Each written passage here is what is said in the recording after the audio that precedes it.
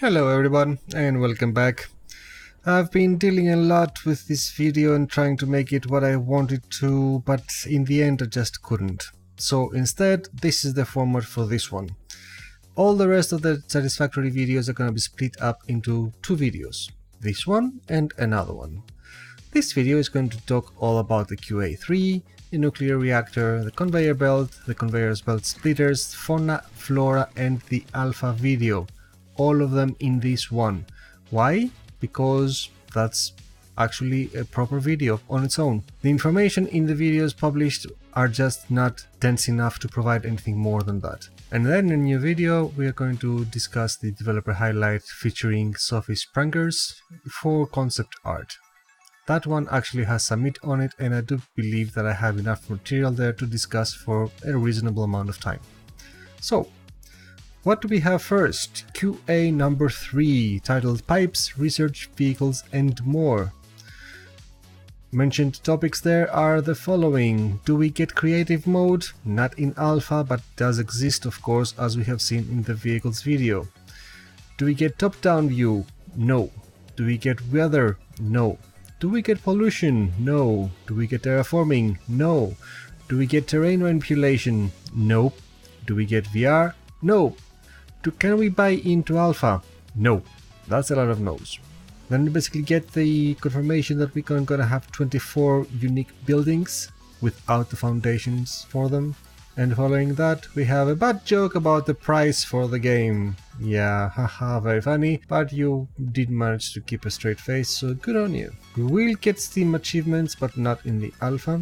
The vehicles video did not show everything that the vehicles can do. Well, of course they didn't, because we haven't seen how they stop, we haven't seen how to edit the points, we haven't seen a lot of things. And the winch. And Jay said that we are going to have multiple ways to find technologies or sciences. Not just through the tree or through research. The factory will run in memory, so you don't have to load it on screen to see it. That makes much sense. And of course the subject of pipes. Pipes are not that important, I'm sorry. To everybody who likes pipes, no, pipes are not that important. All the fluids that are created by the factory are being pushed out in barrels, and those barrels get sent on the belts, and the belts are taken in by factories. You don't have inserters, everything is just fine as is. At least that's my opinion. Moving on from that, we have the nuclear. That's just a fun video showing a nuclear reactor inside and how it doesn't work like that, but never mind. It is after all a gamification of a reactor.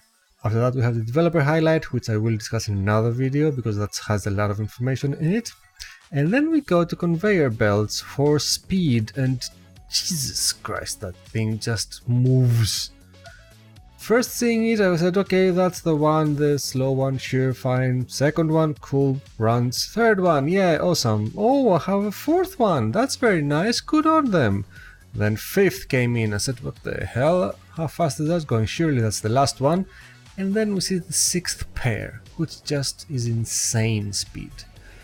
However, here's what I also saw in that video. We only have 1, 2, 3, 4 types of belts. We see the first type, the first pair, it has 3 dots on the side. The second pair has 1 squarish light on its side per module, per length if you like. Then the third pair has 2 lights, which are a little bit elongated, but still very much in the middle of the side of the module. And then the fourth type, which just has 1 light at the bottom of the side of the module. Fifth pair and sixth pair are exactly the same. To me that says that there are only 4 types of belts, and the last type, the fourth one, is overclockable. That's my guess, maybe I'm wrong. Moving on to splitters, that was weird, that took some thinking, but here's what I saw. Splitter has 1 entry port and then 3 possible exit ports, and each exit port can be filtered for more than 1 item. Evidence to this is the very first one. Here's how to look at splitter number 1. On the top exit it has to be just this 1 item, these bars, these iron bars that get split off. This is just 1 item. On the right side it has to be a filter for 3 items: plates, engines and iron rods.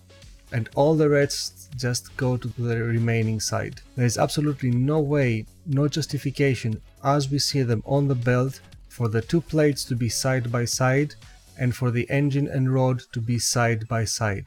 It doesn't make any sense if you consider a splitter working by moving things on all its exits organically and normally in an orderly fashion. The only way for that configuration of side-by-sideness, if you like, is if the left exit port of that splitter can be filtered for 3 different items. After that, we have the fauna and flora video and the alpha video. The major points of them have been discussed with Mug on his report. I do suggest you go see this because we do spend a considerable amount of time discussing these two videos in length. There is absolutely no point in me discussing them whatsoever any further. You get all the information if you have watched the Mug video. So, with that, thank you very much for listening. Take care and keep safe.